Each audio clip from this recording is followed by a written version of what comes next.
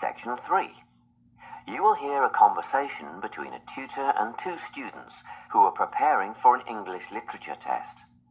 First, you have some time to look at questions 21 to 24.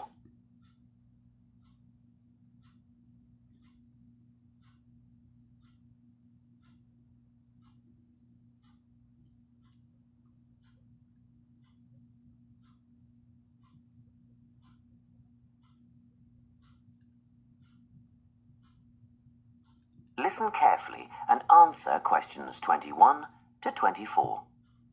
Hello, Lorna, Ian. Glad you could make it. You're the only two who put your names down for this literature tutorial, so let's get started, shall we? I want to run over some aspects of the novel The Secret Garden with you before the test next week. Be sure to take some notes and ask questions if you need to. Hey, Lorna, have you got a spare pen? Sure, here you are. Okay, so the story follows two key characters. You should refer to them as protagonists, who go by the names of Mary Lennox and Colin Craven. The story is set shortly after the turn of the 20th century, and the narrative tracks the development of the protagonists as they learn to overcome their own personal troubles together. That's quite a common storyline, isn't it? Yes, you're right, Lorna. So what can you tell me about the character of Mary? Well, in the beginning, she is an angry, rude child who was orphaned after a cholera outbreak and forced to leave India and move to the United Kingdom to her uncle's house in Yorkshire. That's right.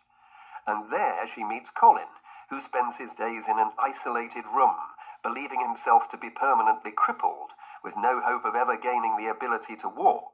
The two strike up a friendship, and gradually learn, by encouraging each other, that they can both become healthy, happy, and fulfilled in life. Will we need to remember a lot of these details for the exam? Just the basic outline. Examiners don't want to read a plot summary. They know what the book is about. Focus on narrative techniques instead, such as point of view. What's that mean? It's all about how we see the story.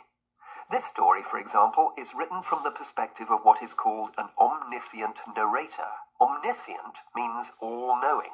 So, as readers, we get to see how all the characters feel about things, what they like and don't like, and what their motivations are in the story. Before you hear the rest of the conversation, you have some time to look at questions 25 to 30.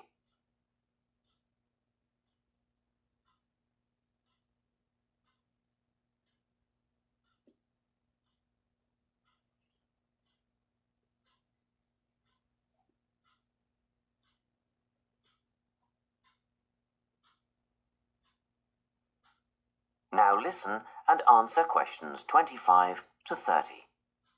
Won't it be hard to write a technical analysis? After all, it's a kid's book. Well, it was initially pitched at adults, you know. But over the years it has become seen as a more youth-orientated work. And you're right in a sense. The simple vocabulary and absence of foreshadowing make the story very easy to follow and ideally suited for children.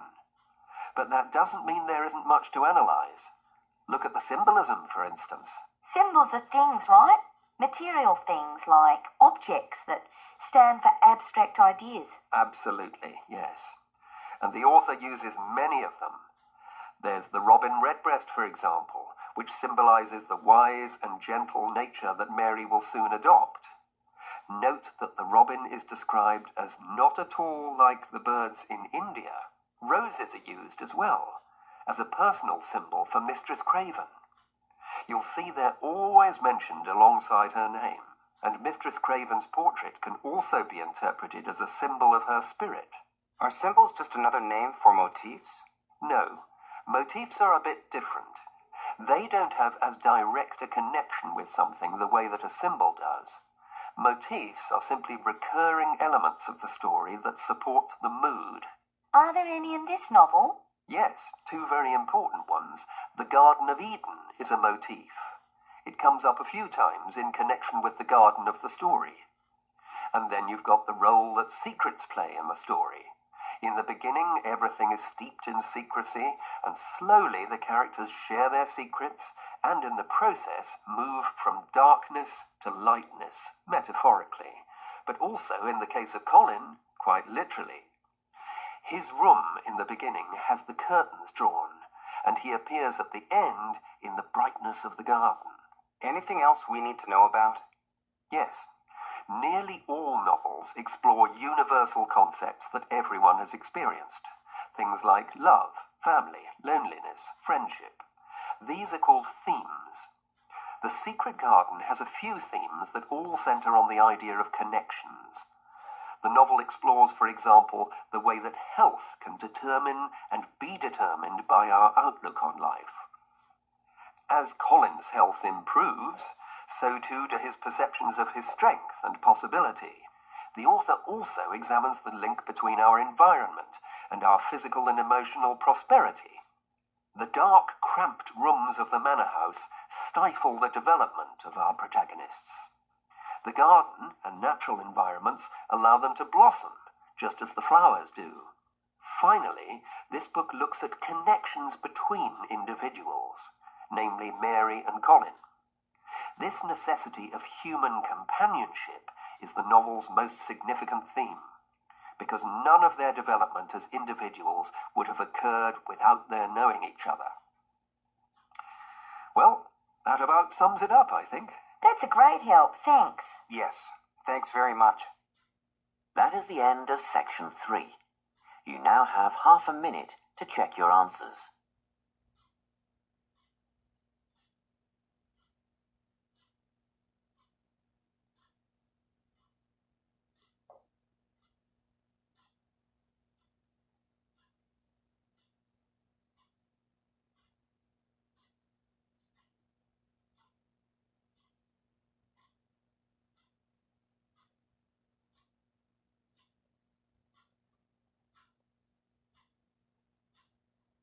Now turn to section 4.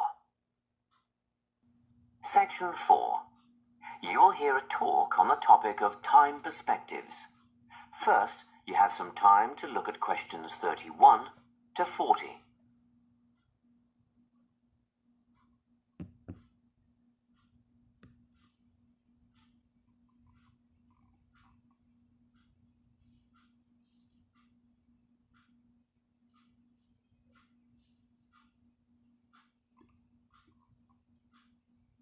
Listen carefully and answer questions 31 to 40.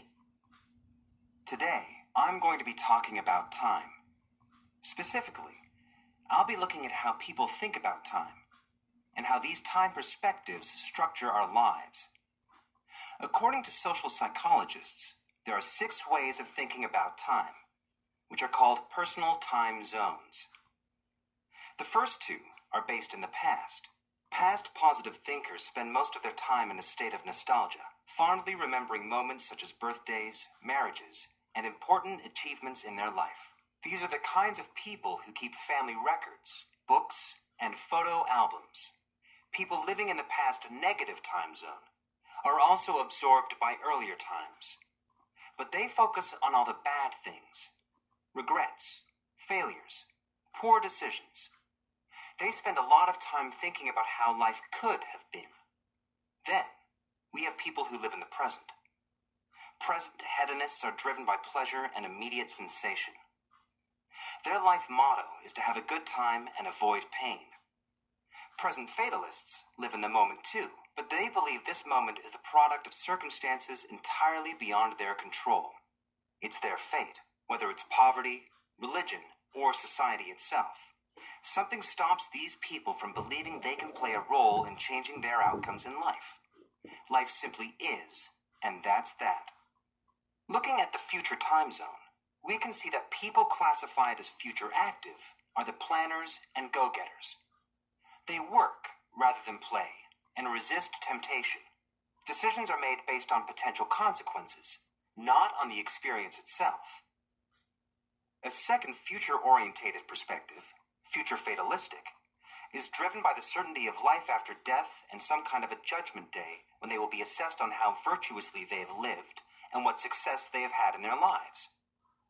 Okay, Let's move on. You might ask, how do these time zones affect our lives? Well, let's start at the beginning. Everyone is brought into this world as a present hedonist. No exceptions. Our initial needs and demands, to be warm, secure, fed, and watered, all stem from the present moment. But things change when we enter formal education.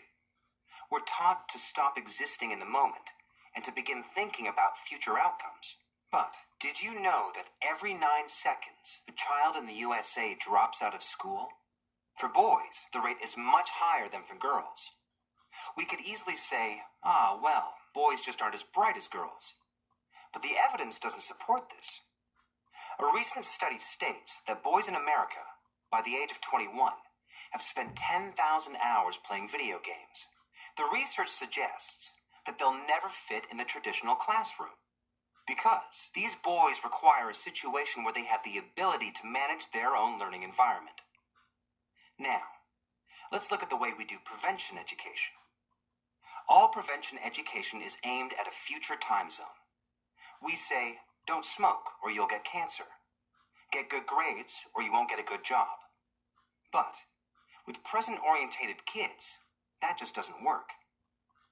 Although they understand the potentially negative consequences of their actions, they persist with the behavior because they're not living for the future.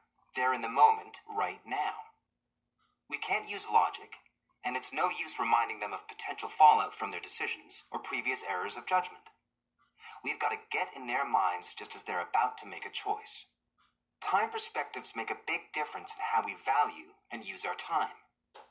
When Americans are asked how busy they are, the vast majority report being busier than ever before. They admit to sacrificing their relationships, personal time, and a good night's sleep for their success. 20 years ago, 60% of Americans had sit-down dinners with their families, and now only 20% do. But when they're asked what they would do with an 8-day week, they say, that'd be great. They would spend that time laboring away to achieve more. They're constantly trying to get ahead, to get toward a future point of happiness. So, it's really important to be aware of how other people think about time. We tend to think, that person's really irresponsible, or that guy's power hungry. But often, what we're looking at is not fundamental differences of personality, but really just different ways of thinking about time. Seeing these conflicts as differences in time perspective, rather than distinctions of character, can facilitate more effective cooperation between people and get the most out of each person's individual strengths. That is the end of section 4. You now have half a minute to check your answers.